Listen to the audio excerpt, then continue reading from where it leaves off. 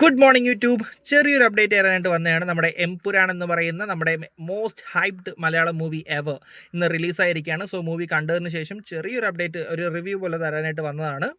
Movie എങ്ങനെയുണ്ടെന്ന് ചോദിച്ചാൽ വളരെ മിക്സഡ് ആയിട്ടുള്ള റിവ്യൂസാണ് വരുന്നത്. പോസിറ്റീവായിട്ട് ഇഷ്ടപ്പെട്ട ഒരുപാട് ആൾക്കാരുണ്ട്, അതുപോലെ തന്നെ അത്ര ഒത്തില്ല എന്ന് പറയുന്ന ഒരുപാട് ആൾക്കാരുണ്ട്. എൻ്റെ അഭിപ്രായത്തിൽ ഒത്തില്ല എന്നുള്ളതാണ് പറയാനുള്ളത്.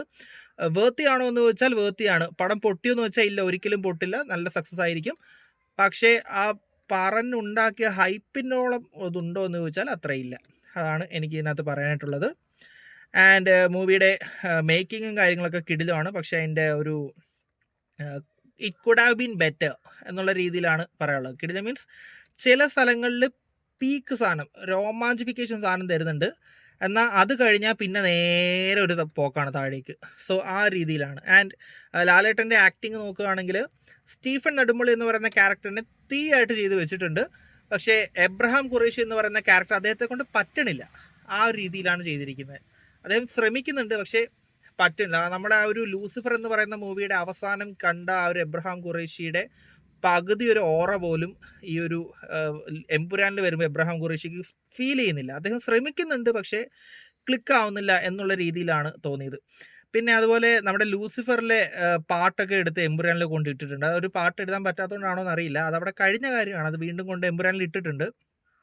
പക്ഷെ ആ പാട്ട് എഫക്റ്റ് ഉണ്ടായെന്ന് വെച്ചാൽ വേറെ ലെവൽ എഫക്റ്റ് ഉണ്ടായിട്ടുണ്ട്. ആൻഡ് പിന്നെ എംപുരാൻ്റെ കാര്യം പറയുകയാണെങ്കിൽ സിനിമയുടെ തുടക്കം ഫസ്റ്റ് 30 മിനിറ്റ്സും സൂപ്പറാണ്. നോർത്ത് ഇന്ത്യയിൽ നടക്കുന്ന രീതിയിൽ, അതുപോലെ ആ ഒരു സിനിമയുടെ സന്ദർഭത്തിന് വേണ്ടുന്ന രീതിയിലുള്ള വയലൻസ് പ്രോപ്പറായിട്ട് യൂസ് ചെയ്തിട്ടുണ്ട്. ആൻഡ് പിന്നെ പറയാനുള്ളത് ഫൈറ്റ് സീൻ. നമ്മുടെ മൂവി 3 മണിക്കൂറാണ് മൂവി. ആക്ച്വലി അത് നമുക്ക് വേണമെങ്കിൽ ഒരു 2.25 മണിക്കൂറൊക്കെ ആക്കാമായിരുന്നു. കുറേ സീൻസ് വെറുതെ അനാവശ്യമായിട്ട് വലിച്ച് ഒരു കാര്യമില്ലാത്ത കുറേ സീൻസ് ഇട്ടിട്ടുണ്ട്. അതൊക്കെ കട്ട് ചെയ്ത് കളഞ്ഞ് ഒരു 2 മണിക്കൂറോ 2.25 മണിക്കൂറോ ഒക്കെ വേണമെങ്കിൽ ഈ മൂവി ആക്കിയാലും നല്ല വൃത്തിയായിട്ടുണ്ടാവുമായിരുന്നു. എക്സാമ്പിൾ നമ്മുടെ ഗോവർദ്ധൻ സ്റ്റീഫനെ അന്വേഷിച്ച് പോകുന്നൊരു സീനൊക്കെ ഉണ്ട്. നമ്മുടെ ആൻ്റണി പെരുമ്പാവൂരൊക്കെ വരുന്ന ഒരു സീനുണ്ട്.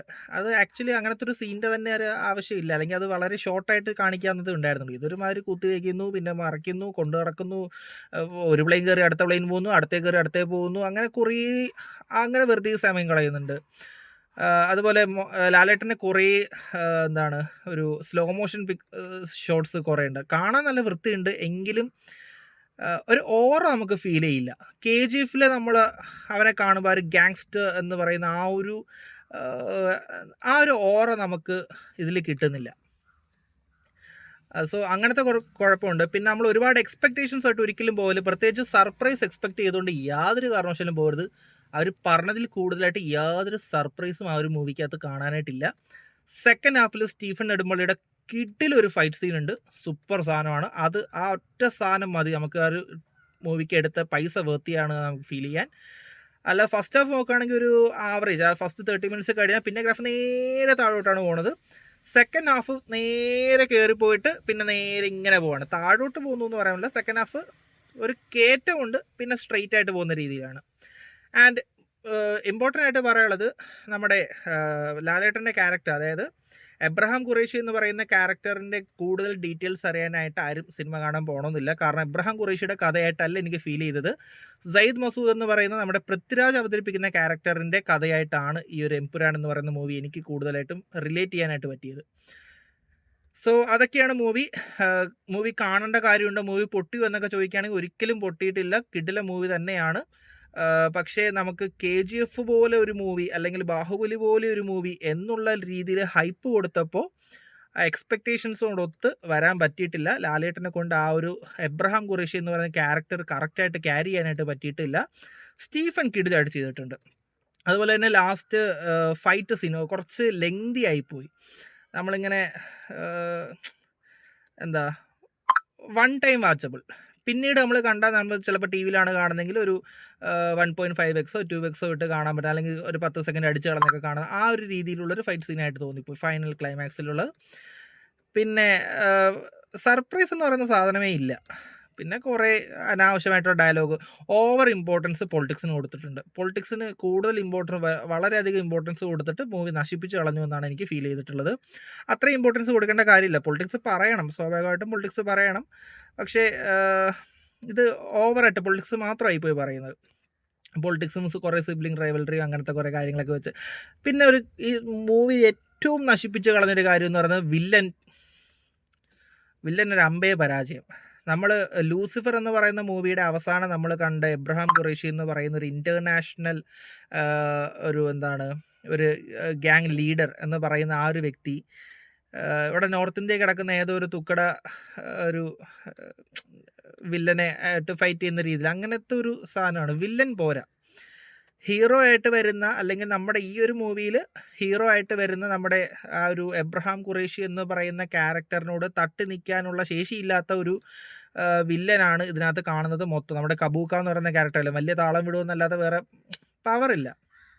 സ്റ്റീഫൻ എന്ന് പറയുന്ന, അല്ലെങ്കിൽ സ്റ്റീഫൻ അല്ല, എബ്രഹാം ഖുറേഷി എന്ന് പറയുന്ന ആ ഒരു നായകനെ, അല്ലെങ്കിൽ ആ നായകന് കൂടെ ക്യാരി ചെയ്യാൻ പറ്റുന്ന രീതിയിലൊരു വില്ലൻ കൊടുക്കാൻ സാധിച്ചില്ല. ഒരു വില്ലൻ വളരെ വീക്കായി പോയെന്നുള്ളതാണ് എനിക്ക് ഫീൽ ചെയ്തിട്ടുള്ളത്.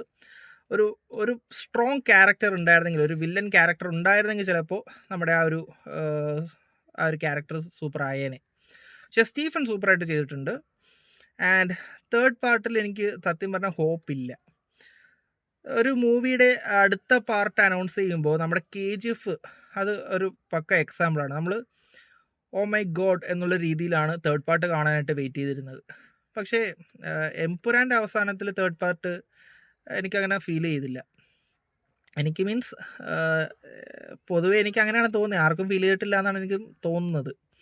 സോ ആ രീതിയിലായിരുന്നു നമ്മുടെ എംപുരാൻ എന്ന് പറയുന്ന മൂവി.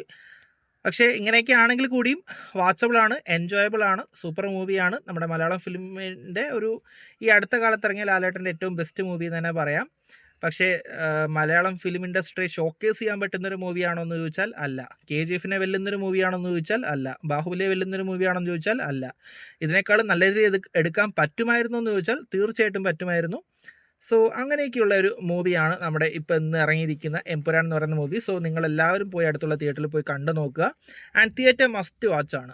ഈ ഒരു മൂവി ആ ഒരു ഫീൽ കിട്ടണമെങ്കിൽ തിയേറ്ററിൽ തന്നെ കാണണം. ചില സീനൊക്കെ നമുക്ക് മിസ്സാവും. ചില സീൻ അവർ കഷ്ടപ്പെട്ട് റൊമാൻറ്റിഫിക്കേഷൻ തരാൻ ശ്രമിച്ചിട്ടുണ്ടെങ്കിൽ നമുക്ക് എന്തുവാടെ ഇത് എന്ന് തോന്നിപ്പോവും.